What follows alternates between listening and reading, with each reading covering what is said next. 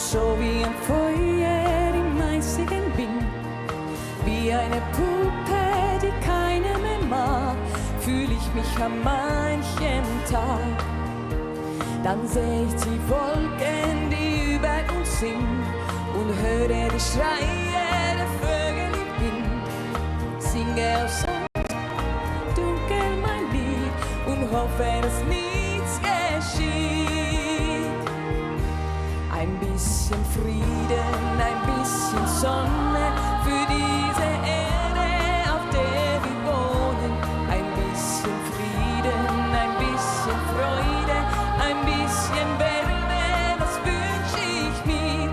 Ein bisschen Frieden, ein bisschen Träume und dass die Menschen so oft weinen.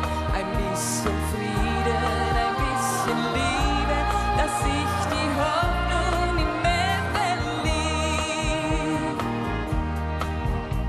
Ich weiß, meine Lieder, die enden nicht viel. Ich bin nur ein Mädchen, das sagt, was es fühlt.